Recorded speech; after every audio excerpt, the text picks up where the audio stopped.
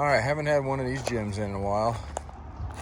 And there's a gigantic wasp nest in it, or at least there was when they picked it up, so I'm gonna be a little bit more cautious. On top of that, I got a light case of pneumonia. I don't know if there is such thing as a light case, but went in for an in procedure last week and had to go under, and it's something that for some reason, anesthesia does that to me sometimes, which is a bummer. So I'm kind of fighting that. So if you hear my voice a little crickety, it's not the easiest to talk right now. So anyway, I'm gonna go over this the best I can, and I'll do another video as it comes apart. There is some people that were interested in it as a whole. There always is when we get stuff that's a little unique, or even just stuff that's complete. As you can see, this one's pretty complete. The interior is actually really nice on it. This is the later style. They call it the bullnose style, or otherwise known as the AMC era. Kind of look like old Scouts, kind of like a Bronco. They all kind of changed their styling in these early years, and these things are starting to get really popular. So for a long time, you could find these things everywhere, and it's shifted. That's not the case as much anymore. They're hard to get, especially complete. There's usually always like a level of project that somebody's began on them and kind of gone from there. Now I do see something that kind of, let me look at something real quick. I thought this had a Buick in it, but it's got the badging of a V8, so it may not have that Buick. It might have a 304 in it. And let's see here, we get the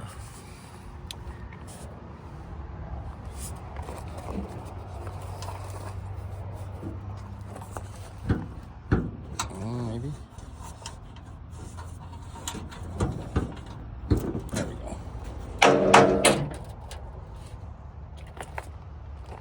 Yeah, it's definitely a V8. We had mislooked at her the other day.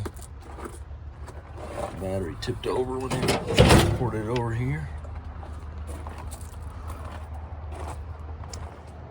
And it's hard to say what V8 it is. It's probably a 304, but there's a stamp on these.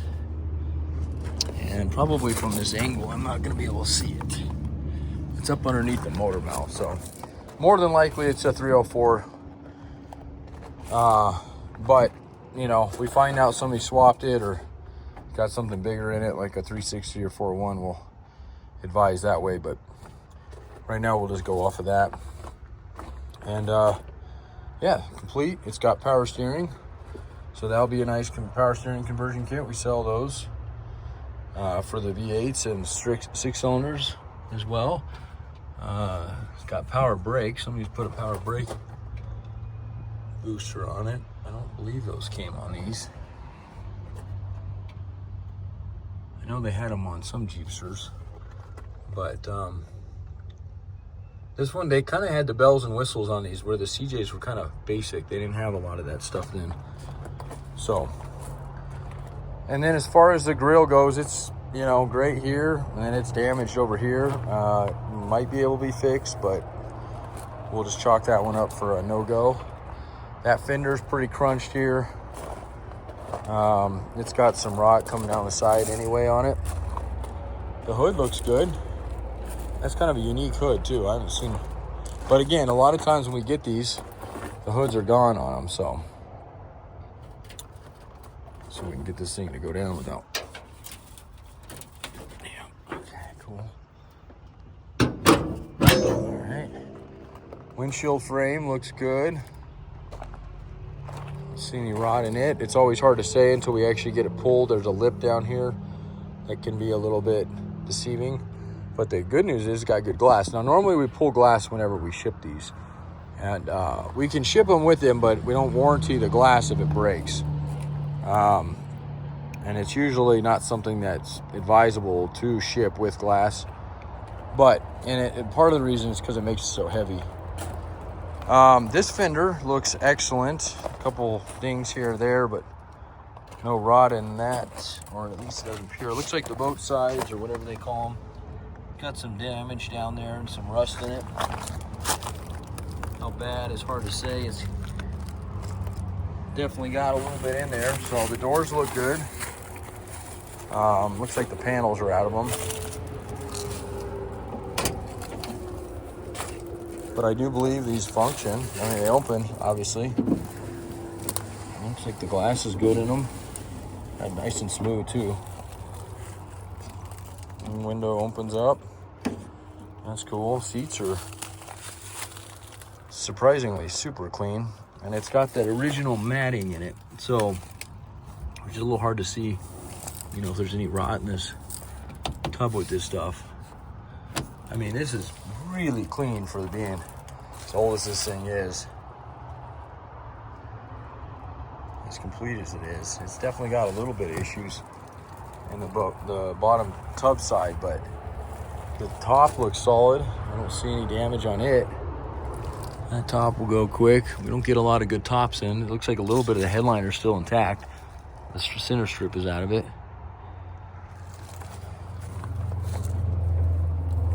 And then it should have, a flange 44 in the rear. This will be a centered axle. These are really popular for the later CJ guys that are running narrow tracks up to 81 on the 7s and 83 on the 5s. Basically, is a direct swap as far as the width and stuff. They're not much different.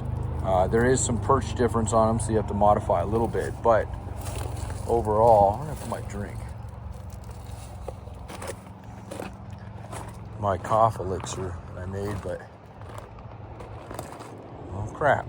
There it is. Okay. Good there. And then nothing super fancy on the front. It'll be an open knuckle Dana 30, but it will be drum brakes. Most of these were, unless somebody's converted it. But I suspect it's probably still drum. Now it can be converted. These ones can be converted, so they can be used in the earlier stuff and then switched over to disc brakes on them. And again, there is a little bit of rust in the bottom side here. Starting to bleed through. Pretty clean through there, and then back here it's blown out pretty good again. And it's really hard to see a tub until you get it completely pulled. You know how the frame, the body mounts and all that stuff end up being. This is kind of bent up back here as well. You can see a little damage there. The bumpers are clean. Those are actually hard to find, especially in that shape. Tailgate's pretty good. It's got a little bit of rust bleeding through the bottom here. But overall, the hatch is good. And then the area that everybody, I think this one's actually pretty good. So yeah, so the way we do a lot of the stuff on this thing, it would be sold as it comes off, or I shouldn't say as it comes off. Most of this won't be parted until it's sold. And that goes for the tub. And so what we usually do with tubs and frames, because it's still, we call it pre-dismantled, is that we give you the best representation we can of what we think it's gonna be, and we price it accordingly to that. So like, we know the bottom sides are gonna need some work, right? And then as far as the actual frame to tub mounts, you know, it takes me just crawling under here. Not that I want to do this today. Yeah, lots of wasp nests up here. Okay, so we see a little bit of bleed through there, but the mounts to the channels to the frame, at least for what I can see, on this side look pretty clean. The frame looks solid, nice. I don't see anything issue there. That looks really nice. And there are drum brakes on the front. And then this has probably got a Turbo 400 or something like that mounted there with probably an AMC 20 transfer case. It's got to be a 20 because it's got a center rear diff. 18s would have been that offset. You see those in the early Jeepsters. So based off this here, and then we go on the other side.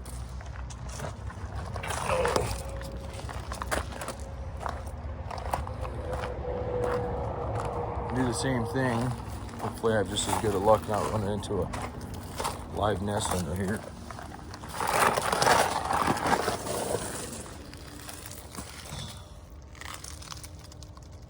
Poke my head around before I... This side looks really clean here. Excellent shape. So again, we know there's rot here. This is gonna need to be repaired.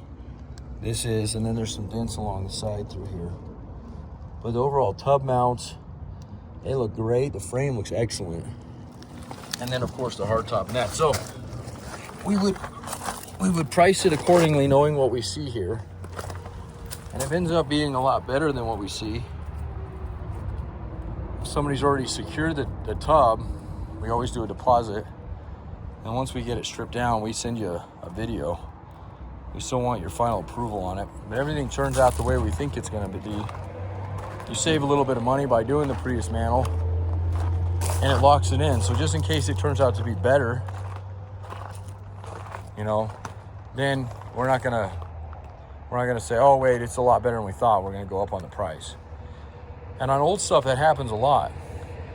On the newer stuff, we kind of know, so it doesn't happen as much. But that is definitely something to consider on this, because that's exactly how this tub will be sold, pre-dismantle. Now, if it turns out to be worse than what we suspected, so let's just say like the frame to tub is completely blown out, then we have two options there. One, we cancel it, refund the deposit, so there's really no risk on your part. And then the second thing is we adjust. You say, no, I still want it, but let's get the price worked out a little bit better, because I'm gonna have to fix that, and we adjust it down for you.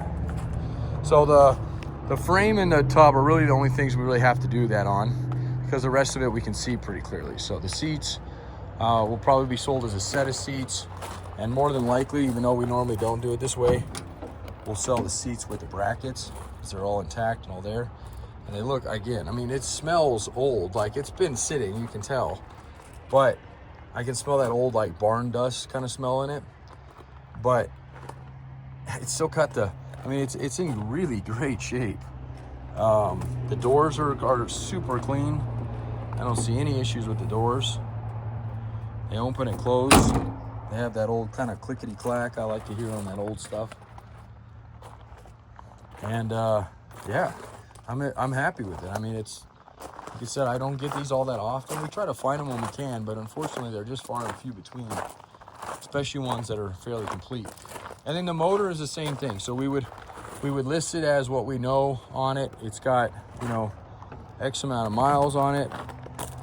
We would price it accordingly to what we normally sell 304s at, get a deposit, and then in the case that it ends up not running or not running well or low compression, we can cancel it out. If it does run well and runs better than, let's just say, you know, we usually price them like compression being like 115.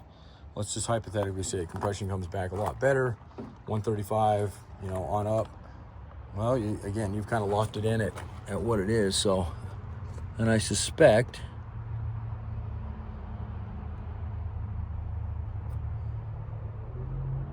I wonder what, if that's the 1971. September 1971. So this would be a 72. It's usually after July they hit the next, and it's, if it was a 71, it would have that offset rear. I'm almost positive, but I could be wrong. I'll check the title out on that. It says it only has 10,000 miles, which is very possible. I mean, it's clean enough. I mean, it's sat for a long time. It's hard to say, you know. Could it be rolled over? Absolutely. But I would say that the ones I've seen out there are very rare to have that kind of miles on them with being complete like this one. This one just looks like it sat for a long time. I mean, the seats, the interior, 90% of the time when you're gauging mileage, it's all based off the interior, not necessarily how the outside looks. And the seats would tell you that the mileage is probably accurate. Just crazy. So anyway, that's that. If there's anything I missed on it, questions, comments, concerns, give us a holler. 303-666-9020, partsbreakers.com. Again, you won't see this on our website more than likely, other than just as the parting out section. You won't see these parts itemized. And the main reason is because we just don't get enough of them to create a whole inventory out of it. So this kind of stuff, when we get in, we usually pedal off the big stuff. And then maybe, just maybe, we'll have the little stuff on. But a lot of times the guys that are buying the bigger stuff end up with some of that little stuff too. So the last time I had a semi-complete one like that, almost the entire thing went to the East Coast, minus the hard top, which went to the West Coast. But they were both coastal areas. One was New England area that I delivered. I think he was in Delaware or one of those areas for the tub and doors. And then the guy up in Washington State bought the top. So, all right. If you need any other Jeep parts, we have 7 acres out here. Not very many. I do have another Jeepster tub back there, Commando tub. Not nearly as clean as that one. Needs some, definitely has different issues on it. But there are some parts left on that. And I think that does it. All right. I appreciate it. Thanks a lot. Again, 303-666-9020. Calling is going to be the best way for you on this guy. Otherwise, go and visit our website and get our contact information and email us too.